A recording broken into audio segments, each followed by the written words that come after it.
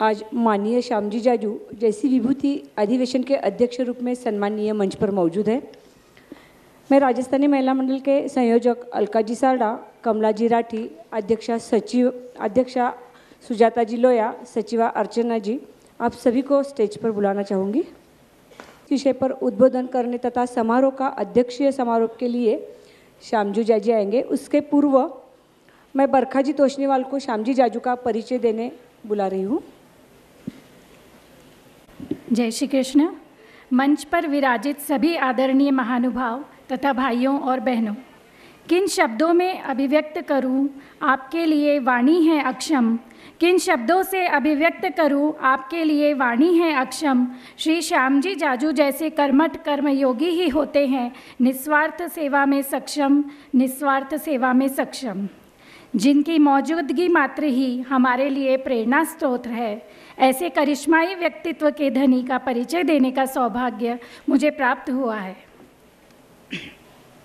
आप भारतीय राजनीति में सक्रिय हैं तथा भारतीय जनता पार्टी के माजी राष्ट्रीय उपाध्यक्ष हैं। आपने अखिल भारतीय विद्यार्थी परिषद में 8 वर्ष पूर्णकालिक कार्य किया है। आप अंतर्राष्ट्रीय वैश्य फेडरेशन के सलाहकार, केशव सहकारी बैंक के संचालक, श्यामा प्रसाद मुखर्जी फाउंडेशन दिल्ली के कोषाध्यक्ष, समिट इंडिया के चेयरमैन, दीनदयाल पथ संस्था संगमनेर के संस्थापक, गांधी मंडेला फाउंडेशन के प्रेसिडेंट, ऐसी अनेक संस्थाओं में विभिन्न पदों को आपने सुशोभित कर रहे हैं। आप बचपन से ही राष्ट्रीय स्वयंसेवक संघ के स्वयंसेवक हैं। आपने पुणे यूनिवर्सिटी से एमकॉम किया है। कुछ यादें कुछ मुलाकातें इस यूट्यूब चैनल का संचालन भी आप करते हैं। Nepal, south Korea, Bangkok, Mauritius जैसे अनेक देशों के सेमिनार्स में भारत का प्रतिनिधित्व आपने किया है। शिकागो में संपन्न अंतर्राष्ट्रीय हिंदू कॉन्फ्रेंस में आप सम्मिलित थे। वृत्तपत्रों में विविध सामाजिक विषयों पर लेखन तथा अनेक स्वयंसेवी संस्था व सेवाभावी प्रकल्पों का मार्गदर्शन व प्रेरणा देने का कार्य आप नित्य करते हैं। आज आप इस अधिवेशन के अध्यक्ष हैं तथा क्षमता और अपेक्षाओं में समतोल इस विषय पर हमारा मार्गदर्शन करने जा रहे हैं। पात छोटी है भाव अगम है, मन में है आदर अपार। पात छोटी है भाव अगम है, मन में है आदर अपार। आपके आगमन से लातूर में छा गई उत्साह उमंग की बहार, उत्साह उमंग की बहार। धन्यवाद। हम तालियों की गड़गड़ाहट से श्रीमान श्यामजी जाजू को निमंत्रित करते हैं।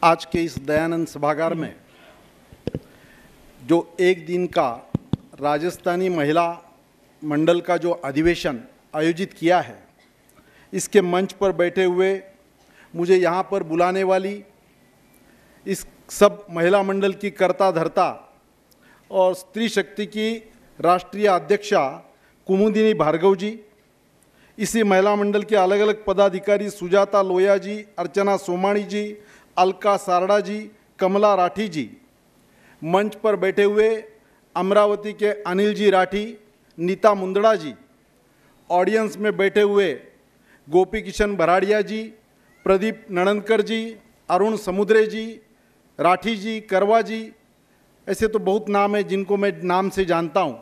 ऐसे सब पदाधिकारी भाई और बहनों, जब मुझे कुमुदिनी दीदी का फ़ोन आया कि ऐसा ऐसा एक दिन का हम सम्मेलन कर रहे हैं, आप आएंगे क्या? मैंने कहा मुझे 2 दिन का वक्त दीजिए, मैं 2 दिन के बाद आपको कन्फर्मेशन दूंगा। उसके बाद मैंने मेरे सोर्स से 5 लोगों को लातूर में फ़ोन किया और ये महिला मंडल का रेप्यूटेशन, कैसा कार्यक्रम होगा, किस प्रकार का है, ऐसी बातें पूछी और मुझे कहने में बड़ा आनंद हो रहा है। सब लोगों ने कहा भाई साहब जल्दी यस कर दो, नहीं तो ये महिला मंडल का रेप्यूटेशन ऐसा है कि आपको छोड़ के और दूसरे को लेके आएंगे। और यहाँ आने के बाद जो मैं देख रहा हूँ, जिस प्रकार का काम चलाया है, 35 साल संस्था चल रही है, महिलाओं की संस्था होते हुए भी एक दूसरे की पीछे हट करने की कोई कोशिश नहीं है। अगली जनरेशन को सुपुर्द किया जा रहा है। और जिस प्रकार का वर्क डिवीजन है, नहीं तो कई जगह हम तो कार्यक्रमों में पूरे देश में जाते हैं, कोई तो भी एक करता धरता रहता है और उसके हाथ में पूरे कार्यक्रम की चाबी रहती है। मैं यहाँ सुबह से देख रहा हूँ अलग अलग लोग अपना अलग अलग रोल निभा रहे हैं और हर एक का काम तय है। तो इतना अच्छा काम करने वाला महिला मंडल जब बुलाता है तो मेरे को तुरंत जाना चाहिए और मैंने तुरंत बोल दिया कि मैं आ रहा हूँ। और उसी वैसे भी महिलाओं का कोई कार्यक्रम रहा तो मैं बहुत जल्दी हाँ कर देता हूँ। इसका एक कारण है, सबसे फास्ट कम्युनिकेशन करने की अगर कोई संस्था होगी तो ये महिलाएं हैं। सबसे फास्ट कम्युनिकेशन कौन करता है? एक ईमेल, दूसरा फीमेल। और इसका अनुभव मैं मेरे घर में करता हूं। मुझे एक आध बात मेरे मोहल्ले में कहनी होगी तो मैं धीरे से पत्नी को शेयर करता हूं और उसको लास्ट वाक्य ये बोलता हूं, यह बात फक्त थारा वास्ते और केरो बात नहीं करनी। और मुझे 15 दिन बाद ध्यान में आ जाता है कि पूरे मोहल्ले को ये बात मालूम हो गई है। तो ये महिलाओं का एक स्वभाव है और इस स्वभाव के कारण अब मुझे मालूम है आपके ससुराल में, आपके मायके में, आपके फ्रेंड्स में आज के कार्यक्रम का तुरंत मैसेज जाने वाला है। तो मैंने बोला कि मैं जरूर आऊँगा। कल आते समय प्लेन में जो एक पत्रकार बैठा था उसने पूछा, भाई साहब अब तो चुनाव आपके उधर के खत्म हो रहे, आप इधर महाराष्ट्र में क्या है? मैंने बताया ऐसा ऐसा कंसेप्ट है इसलिए मैं जा रहा हूँ। बोले क्या, किस विषय पर चर्चा है? मैंने बताया परिवार, संस्कार, आध्यात्मिकता, पवित्रता, हमारी संस्कृति, ये सब बातें हैं, इनको लेकर हमारा इस प्रकार का कार्यक्रम है, उसके लिए मैं जा रहा हूँ। बोले भाई साहब क्या बात कर रहे हैं? आज देश चांद पर जा रहा है, हिंदुस्तान 5वीं इकोनॉमी पर हमारा प्रवास चल रहा है, पूरे विश्व में हमारी क्रेडिबिलिटी बढ़ी है, देश की रफ्तार इतनी तेजी से जा रही है और आप ऐसे परिवार, संस्कार, कुटुंब, व्यवहार, उसके प्रोज एंड कॉन्स, ऐसे विषय के लिए आप दिल्ली से जा रहे हैं लातूर में। मैंने उसको बताया भारत की पहचान ये हमारी संस्कार है। भारत जिस विषय के लिए जाना जाता है ये हमारा चरित्र है। इसके लिए और ये चरित्र की भूमिका, ये फाउंडेशन जैसे जैसे कम होता जाएगा तो इसका महत्व हमें लग रहा है। एक 15-20 साल पहले किसी ने कहा होता कि इस विषय पर चर्चा है तो लोगों को लगता ये क्या आउटडेटेड चर्चा कर रहे हैं, ये कोई चर्चा का विषय है। पर हमारा नेचर ऐसा है, जब तक हम बीमार नहीं पड़ते हम हेल्थ की चिंता नहीं करते। आज ये दिख रहा है जिस लव जिहाद की हम चर्चा कर रहे हैं, जो 5 नाटिकाओं से जो हमने संदेश दिया है और जितना माइन्यूटली कुमुदिनी दीदी ने अपने विषय में जितने क्वेश्चन खड़े किए, पिता पुत्र का संवाद, पति पत्नी का संवाद, बेटे का माँ का संवाद, सासू बहू का संवाद, सासू ससुर का संवाद, ये सब बातें जितने माइन्यूटली कही, मुझे नीचे बैठे बैठे लग रहा था, कई बातों में मैं खुद को भी देख रहा था कि हाँ हाँ बिल्कुल ऐसा ही हो रहा है। समाज में भारत की जो पहचान, विश्व में जो जाते हैं, भारत किस लिए जाना जाता है? हमारे यहाँ की विवाह पद्धति, सुरेंद्र शर्मा अपने कवि में कहते हैं कि बोले मैंने मेरे पत्नी के साथ 25 साल बिताए, इसका कार्यक्रम किया, एक विदेशी को बुलाया तो विदेशी ने बोला क्या बात क्या हो रही है? बोले हमने साल, हमारे शादी के 50 साल पूरे हुए। बोले 50 साल पूरे हुए, एक ही पत्नी और एक ही पति? अरे हमारे विदेश में होता तो 50वें पति के साथ का कार्यक्रम आज चलता। ये सामान्य बात नहीं है, आज हमारे यहाँ ये नेचुरल बात है क्योंकि सालों से हम ये करते आए हैं। धीरे धीरे ये जो परिवर्तन आया है ना, मुझे याद है मैं एक संगमनेर का हूँ, अब दिल्ली में गए 25 साल से हूँ। हमारे गांव में पहले कोई डेथ हुई तो उसके घर पे जाके कैसे हुई, क्या हुई, बीमार थे क्या, ये नहीं पूछते थे। पूछते क्या थे उस टाइम 2000 साल के पहले जब मोबाइल नहीं था चलता इतना जोरदार? बोले क्या सगड़ा फोन हुईगा? बोले नहीं, 10 करने थे, 4 लग गए, 3 को मैसेज दिया है, 3 अभी तक लगे नहीं। अरे बोले ठीक हुआ, उसके घर में डेथ हुई तो उसके तो इतने भी नहीं लगे थे। यानी एक टाइम ये था एसटीडी कॉल से, लाइटनिंग कॉल से बोलना पड़ता था। और आज मेरी बिटिया बोस्टन में है, वो रोज व्हाट्सएप कॉल कर कर अपने माँ को पूछती है या सब्जी में छोक लगाते समय क्या क्या डालना है। एक सेकंड में यहाँ की वहाँ बात हो रही है। ये परिवर्तन है और परिवर्तन संसार का नियम है। आप कोई चाहे या ना चाहे, हम केवल ओल्ड इज गोल्ड मानने वाले लोग नहीं हैं। मराठी में बोलते हैं जुनं ते सोनं, वैसे हम लोग नहीं हैं। वैसे ही जुने जाऊ द्या मरना लागूनी, ये खत्म करो, ये पुराने में कुछ बचा नहीं है, ऐसे भी लोग नहीं है। हम समन्वय कर कर जीवन चलाने वाले लोग हैं। एक बार बिजली गई, वो गाँव घर की महिला वो बिजली वाले को फ़ोन कर रही है, बोले भाई साहब बिजली गई 2 घंटे हुए, हमारा फ्रिज बंद है, हमारा टीवी बंद है, मेरा व्हाट्सएप बंद है, फेसबुक नहीं चल रहा है, मेरा ट्विटर नहीं चल रहा है, ये चल रहा है वो चल रहा है। बोले मैडम हम जल्दी कोशिश कर रहे हैं, पर तब तक आप कुछ घर के काम भी कर लो, बोले अभी बिजली आ जाएगी। हम कहाँ के कहाँ जा रहे हैं? पुराने हमारे संपर्क और संबंधों की श्रृंखला कैसे टूट गई। एक कवि ने बोला, रामचंद्र कह गए सिया से, ऐसा कलयुग आएगा, दोनों तरफ से मैसेज होंगे, मिलने कोई नहीं आएगा। आज वो जमाना है। किसके फेसबुक के कितने फ्रेंड्स हैं, किसके कितने ट्विटर देखे जाते हैं, किसके कितने फॉलोअर हैं, इससे रिलेशन बनेगी क्या?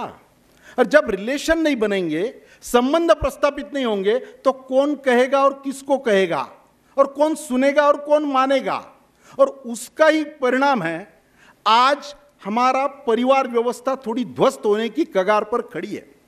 हमारा समाज तो बहुत भाग्यवान समाज है। अभी तक टोटल समाज का इस बातों में जो गति है, हमारे समाज ने काफ़ी देर रोक रखी है। इसका कारण भी है, मुझे याद है विश्व हिंदू परिषद के इंटरनेशनल अशोक जी सिंघल जो संगठन मंत्री अध्यक्ष थे, मैं सुबह ही अग्रवाल जी से बोलते समय कह रहा था कि उन्होंने मुझे उनके मृत्यु के 4 महीने पहले जब मेरी बात हुई, बोले जाजू जी आप महेश्वरी होते हो क्या?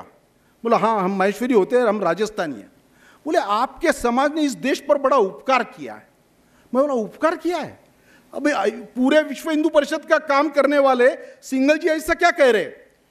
बोले आपके समाज ने इस देश की धार्मिकता, आध्यात्मिकता, संस्कार इसको संजोया है। भागवत कथाएं आप करते हैं, गौशाला आप चलाते हैं, हॉस्पिटल आप करते हैं, आप स्कूल इंस्टीट्यूशन निकालते हैं, सामुदायिक विवाह करते हैं। ये सब बातें जो करते हैं, मंदिरों का जीर्णोद्धार करते हैं, ये सब बातें आपका समाज कर रहा है। इसका भारत पर बहुत बड़ा उपकार है। सामान्य बात है क्या? ये है, ये हमारा नेचर है। इसलिए हम क्या है और हमें किस दिशा में जाना है। जैसे संतानों की बात हुई, परवरिश की बात इस मंच से हुई, बहुत से बातें मेरे बोलने वाले मुद्दे आज सुबह ही खत्म हो गए।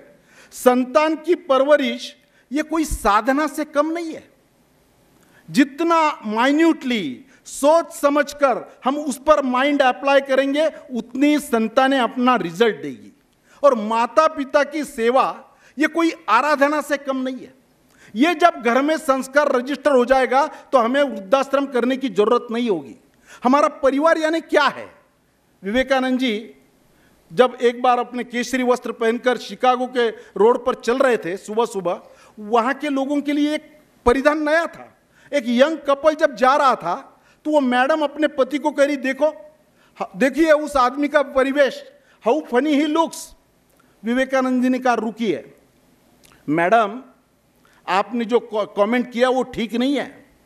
आई am from the country where character makes man gentleman and you are from the country where tailor makes man gentleman. आपका देश ऐसा है जहां कैसे कपड़े पहने हैं, कैसा उसका अपीयरेंस है, इस पर उसकी सभ्यता अवलंबित है। मेरा देश कैरेक्टर, विवेकानंद जी ने जो कैरेक्टर की कल्पना बोली है वो संस्कारों से निर्माण होती है। बगैर संस्कार कुछ नहीं तैयार होता।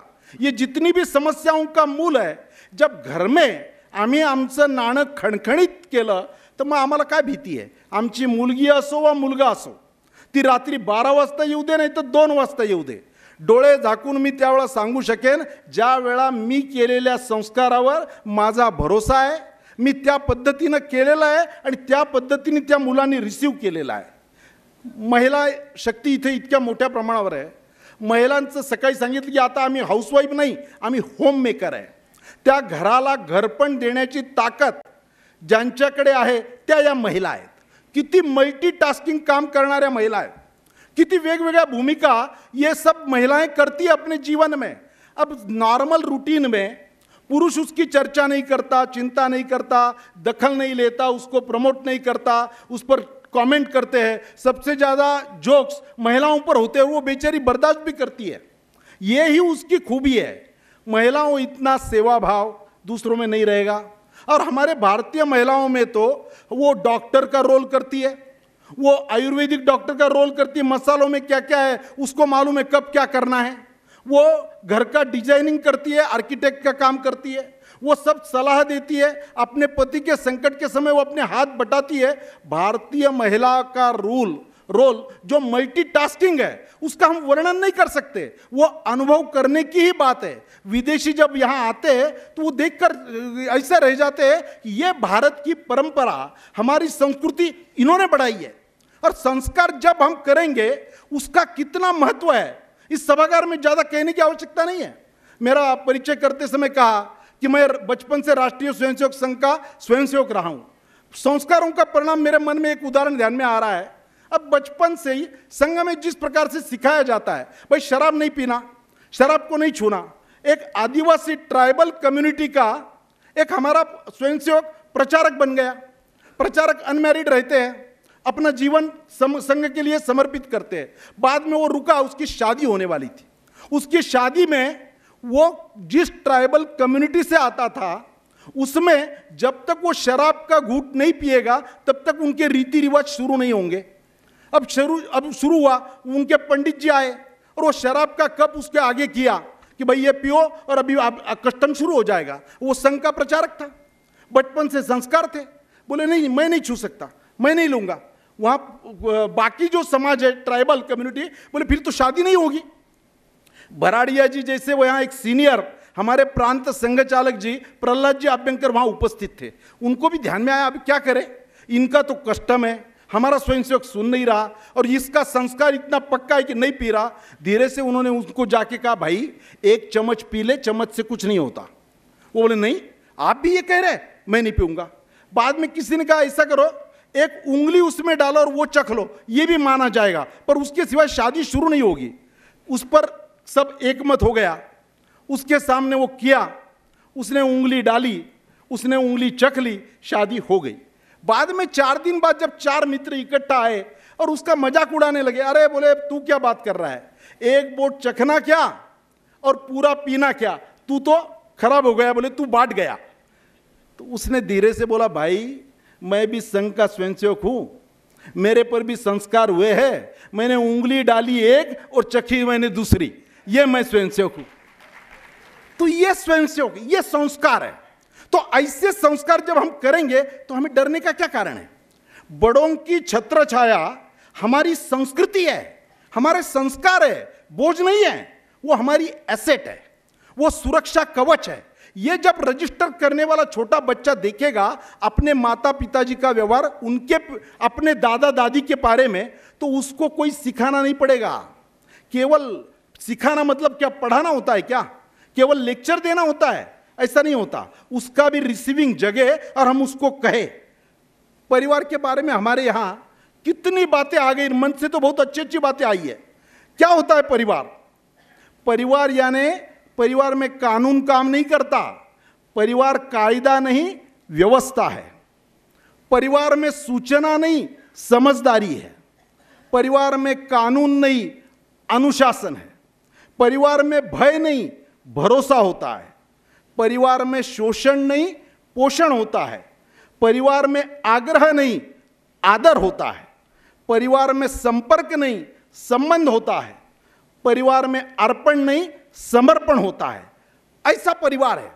ऐसे परिवार के जब वो पार्ट बनेंगे तो जिस जिस विषयों की चर्चा और चिंता हम यहां पर कर रहे हैं, मेरे ख्याल से उस संस्कारों में इतनी ताकत है, उस व्यवहार में इतनी ताकत है कि उसका जिस प्रकार से डेवलप होगा, हमने नजरिया बदला तो नजारे बदल जाएंगे और मानसिकता बदली तो दिल खिल जाएंगे। ऐसा भारत का संस्कार है, ऐसी हमारी विवाह पद्धति है जिस पर आज विदेशों में आज उस पर लोग डॉक्टरेट कर रहे हैं। मैं उत्तराखंड का प्रभारी रहा ऋषिकेश हरिद्वार जाना होता था मेरा। मैं उस ऋषिकेश में देखता हूं योगा सीखने के लिए भारतीय और हिंदू जितने आते हैं उससे ज्यादा विदेश के लोग आ रहे हैं। उनको ध्यान में आया कि हमारे यहाँ जो एब्सेंट है वो यहाँ भारत में उपस्थित है, वो सीखने के लिए यहाँ आना पड़ेगा। इतनी बड़ी हमारी प्रॉपर्टी, हमारी एसेट जो हमें मिली है, हमें उसकी फिक्र नहीं है। क्यों? हमें इजीली मिल गई। जो इजीली मिलता है उसकी ताकत नहीं होती। मैं कश्मीरी फाइल जब देखा और वो लड़की अपने पिताजी से बात कर रही है प्रोफेसर से कि मैं कल अब्दुल से शादी करने जा रही हूं और मैं ये, वो बोले तू अनुमति मांगने आई है या कहने आई है? बोले मैं कहने आई हूं, मैं केवल इन्फॉर्म करने के लिए आई। वो प्रोफेसर उसको सिखा रहा है, वो तो कम्युनिस्ट है, वो सिखा रहा है ये ठीक नहीं कर रही। वे तो मुस्लिम जीना, उनका रहन सहन, उनका सोचना, वो एक तेरे जीवन का क्या होगा, तेरा फ्यूचर खराब हो जाएगा। सब बातें सुनने के बाद वो लड़की बोल रही है मैं 25 साल आपके साथ हूं। वो अब्दुल के साथ तो 2-3 साल से मेरे रिश्ते हैं। उसने मेरे 2-3 साल में मुझे कुरान पढ़ा दिया, आयतें सिखा दी, मुझे सब बातें बता दी। 25 साल मैं आपके साथ हूं, आपने मुझे क्या सिखाया? इसका जवाब वो प्रोफेसर के पास कुछ नहीं था, ना उसको हिंदू धर्म सिखाया। सुबह अनिल जी कह रहे थे कि हमारी पुरानी जनरेशन थी, हमारी जनरेशन, कि हम अपने पिताजी को कुछ पूछ नहीं सकते थे। सूचना मिली, सोचना बंद, ये क्यों करना है? नो, केवल पिताजी ने कहा है मतलब करना है। और उनके भी हम घंटी क्यों बजानी, तिलक क्यों लगाना, चोटी क्यों रखना, पूछ नहीं सकते थे। अरे बताया तेरे को, बस काम कर। उस टाइम का उनका जवाब और हमारा सवाल चलता था। आज मेरे बेटे को मैं वैसा ही ट्रीट करूंगा, वो मान नहीं रहा। उसको हर बात का लॉजिकल कंक्लूजन चाहिए। अगर मैं उसको देने में समर्थ हूं तो वो फॉलो करेगा, पर वो करने के लिए मुझे मेरी क्षमता बढ़ानी पड़ेगी। ये क्यों करना, क्या करना, और उसका सब हमारे पास रीजनिंग है, हमें उसको फॉलो करना पड़ेगा। ज्यादातर परिवर्तन क्यों नहीं होते? समाज में जो गरीब तबका है उसमें हिम्मत नहीं है, मध्यम वर्गीय लोग हैं उनको फुर्सत नहीं है, और अमीर लोग उनको जरूरत नहीं है। तीनों वर्ग की, तीनों की समस्या है। और जिनको पूरे समाज का सोचकर आगे का चर्चा और चिंतन करना है, उनको इन सब बातों से बाहर निकलकर आने वाले दिनों में जो संकट है उसको फोरकास्ट कर उसका अभी से हम अगर सोचेंगे नहीं तो मुझे लगता है कि आने वाले दिनों में हमें जो संकट हम पर आना चाह रहा है उस पर मात करने की ताकत हमारी रहेगी। हमारे पहचान के कारण तो हम जाने जाते हैं, हमारी ये जो अलगता है। और मुझे आपको कहने में बड़ी खुशी है, विदेशों में भी रहने वाले जो भारतीय है, हम लोग जितनी हमारे संस्कृति की, हमारे व्यवहार की, हमारे नेचर की चर्चा और चिंता करते हैं, उससे ज्यादा वो करते हैं। दूर जाने के बाद इसका महत्व उनको ध्यान में आता है। ये तो प्रकृति का नियम है। आपने ठीक तरह से कुछ बोया नहीं तो वहां घास फूस आने वाला है। हमें ठीक सकारात्मक नजरिया रखकर उसका ठीक नियोजन करना यह हमारा काम है। तो मुझे ऐसा लगता है ये बातें केवल चर्चा से नहीं होती, केवल एक दूसरे को कह के नहीं होगी। हम इसको फॉलो कब करेंगे, इस पर इसके अगले जनरेशन पर, क्योंकि वो देखता है और शब्दों की आवाज से कर्मों की आवाज ज्यादा होती है, उसका ज्यादा असर होता है। लोकमान्य तिलक जी के जीवन का एक उदाहरण है। लोकमान्य तिलक जी पूना में रहते थे, टिळकवाड़ा में। पूना ये विद्वानों का शहर माना जाता है, बाकी कोई माने ना माने पूना वाले मानते हैं। एक बार पूना के 3 विद्वान तिलक जी के पास गए, बोले तिलक जी ये जो गांधी जी का अहिंसा का आंदोलन चल रहा है ना, इससे देश स्वतंत्र नहीं होने वाला। बोले अच्छा। बोले ये जो भगत सिंह राजगुरु का जो क्रांतिकारी आंदोलन है, इसका भी कोई ज्यादा असर नहीं होगा। बोले अच्छा। ये बोले बाबू गेनू का जो स्वदेशी का मूवमेंट चल रहा है, इसका भी परिणाम बड़े सीमित रहेंगे। बोले अच्छा। बोले ये जो गोपाल गणेश आगरकर का समाज सुधारना का काम चल रहा है, इसका भी कोई फर्क नहीं। भाई तिलक जी ने कहा भाई इससे नहीं होगा, इससे नहीं होगा, इससे नहीं होगा, होगा कैसे? बोले वही तो बताने आए। बोले बताओ। 2-4 कल्पना कहना उन्होंने शुरू किया। तिलक जी ने उनको बीच में रोका। बोले भाई साहब मुझे बताओ आप क्या करने वाले हो? बोले नहीं नहीं नहीं नहीं, हम कुछ नहीं करेंगे। बोले हम तो थिंकर है, हम तो विचारक है, हम अपने विचार आपको देकर हम अपने घर पे जा रहे हैं। तिलक जी ने कहा 2 रुपए का गांजा पिया तो मेरे को भी 4 कल्पना बहुत अच्छी आ जाएगी। देश में कल्पनाओं की कमी नहीं है, उस कल्पनाओं का क्रियान्वयन कौन करेगा, इसकी कमी है। इसलिए ये क्रियान्वयन करने का सोचने वाली, उसको एग्जीक्यूट करने वाली ये जनरेशन और ये मंच यहाँ पर उपस्थित है। तो मुझे ऐसा लगता है कि इस प्रकार की बातों को केवल चर्चा, सेमिनार, परिसंवाद, नाटिका कितनी 3-3 मिनट की नाटिका में उन्होंने कितना बड़ा मैसेज दिया है, जो आज हम, और बहुत बार केवल भाषण का इतना ज़्यादा असर नहीं होता, उतना ये नृत्य नाटिका का, आर्ट का ऐसा उपयोग होता है। मुझे ऐसा लगता है कि आने वाले दिनों के संकट को देख के, फिर वो लव जिहाद का संकट हो, विभक्त कुटुंब पद्धति का संकट हो, लोक संख्या हमारे लोगों का कंट्रोल करने का संकट हो, इन सब संकटों पर मात करने की ताकत हमारे मन में है। और जब तक हमारे बारे में, हमारे बच्चों के मन में रिस्पेक्ट तैयार नहीं होगा, वो केवल मैं तेरा पिताजी हूं इसलिए मान, अधिकार से कोई नहीं मानता। दिलों में जगह ना अधिकार से मिलती है ना हथियार से मिलती है, दिलों में जगह अपने व्यवहार से मिलती है। वो जगह हमें लेनी पड़ेगी, उस प्रकार विषय हमें रखना पड़ेगा। तो मुझे ऐसा लगता है कि जिस काम के लिए लातूर की चर्चा तो वैसे भी पूरे महाराष्ट्र में, क्या देश में भी लातूर पैटर्न के रूप में, यहाँ के एक्टिविटी के रूप में, इस शहर की विशेषता के रूप में होती रहती है। मुझे ऐसा लगता है 35 साल लगातार एक अच्छे सामाजिक काम में खुद को समर्पित करने वाली संस्था, आपका जिस प्रकार की एसेट आपने खड़ी की, जो कार्यकर्ताओं का निर्माण आप कर रहे हैं, इन सब को देखते हुए मुझे लगता है बहुत ही एक अच्छे विषय पर आज का दिन आपने ये अधिवेशन किया है। आपको मैं बहुत बहुत धन्यवाद देता हूँ। हमारे इस अधिवेशन की यही पुकार है, हम सब की है यही पुकार, सवारो संस्कार संभालो परिवार, इतना कहते हुए मुझे यहाँ पर बुलाने के लिए बहुत बहुत धन्यवाद देता हूँ। हमें साधारण आदत ऐसी है दिल्ली में, हम जाते हैं मंच पर भाषण करते, दीप प्रज्वलन करते और निकल जाते हैं। मुझे निमंत्रण देते समय ये कहा गया, आप किसी को बाहर मिलने नहीं जाएंगे, आप ऑडियंस के रूप में नीचे बैठेंगे, हमारा पूरा अधिवेशन अटेंड करेंगे, तो ही आप अध्यक्षता को हाँ करो। मैंने हाँ बोला और मुझे बैठे बैठे ऐसा लगा कि मेरे लिए भी बहुत उपयुक्त और उपयोगी बातें इस अधिवेशन में हुई है। वही बातें मैं मेरे माध्यम से देश में फैलाने का काम करूंगा। बहुत बहुत धन्यवाद। नमस्कार। जय श्री राम। वक्तव्य में किया है, आपके मार्गदर्शन से हम धन्य हुए हैं।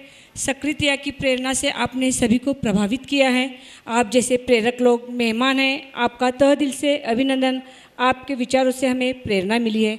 धन्यवाद। धन्यवाद सभी का। आज पूरे दिन भर सभी प्रतिभा संपन्न महानुभावों ने यहाँ पर अपना वक्तव्य रखा। आज दिन भर बहुत सुंदर, आज मतलब यहाँ पर जो विचारों की श्रृंखला चली, आज इस विचारों की श्रृंखला ने सभी को बहुत प्रभावित किया। आज का यह विचार मंथन वर्तमान में सुधार लाकर फलस्वरूप एक अच्छा भविष्य समाज के लिए ला सकता है, ऐसी हमें उम्मीद है, ऐसी हम आशा करते हैं और यही इस अधिवेशन का सार्थक होगा, ऐसे हम विश्वास करते हैं।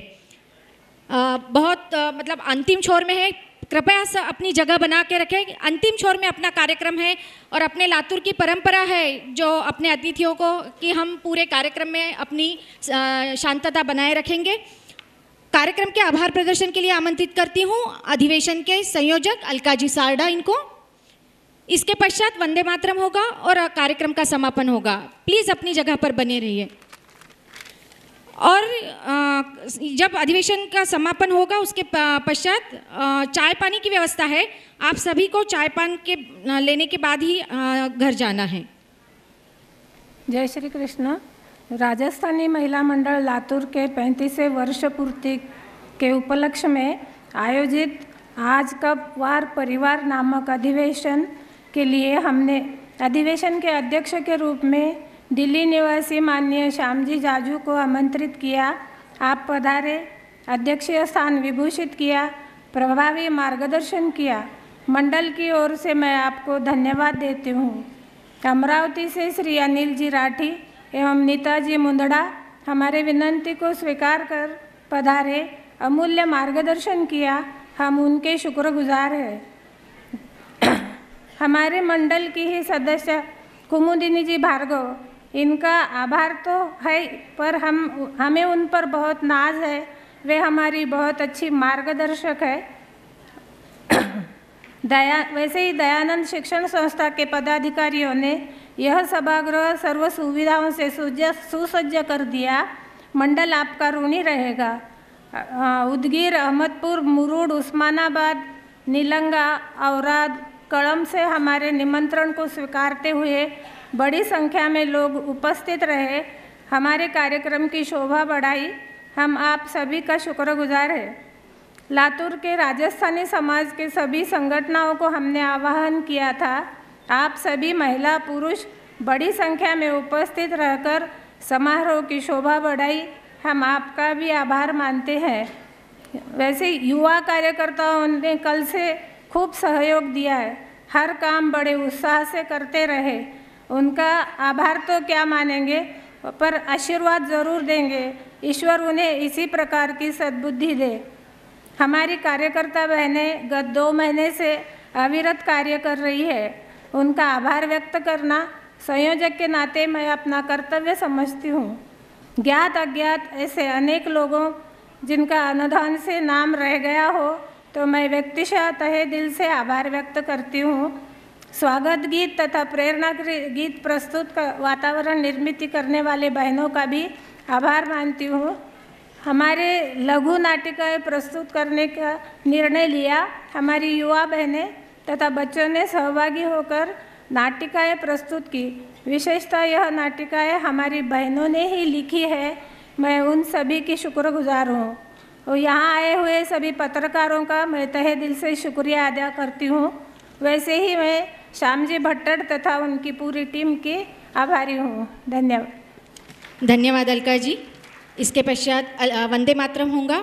हम अपनी जगह पर सब खड़े रहेंगे वंदे मातरम के लिए। वंदे मातरम, वंदे मातरम, सुजला सुफला मलयज शीतला, सस्य श्यामला मातरं, वन्दे मातरं। शुभ्रज्योत्स्ना पुलकितयामिनी, पुल्लकुसुमित द्रुमदलशोभिनी, सुहासिनी सुमधुरभाषिणी, सुखदां वरदां मातरं, वन्दे मातरं, वन्दे मातरं। भारत माता की वंदे वंदे। सभी का धन्यवाद। यहाँ पर अधिवेशन समाप्त हुआ ऐसी हम घोषणा करते हैं।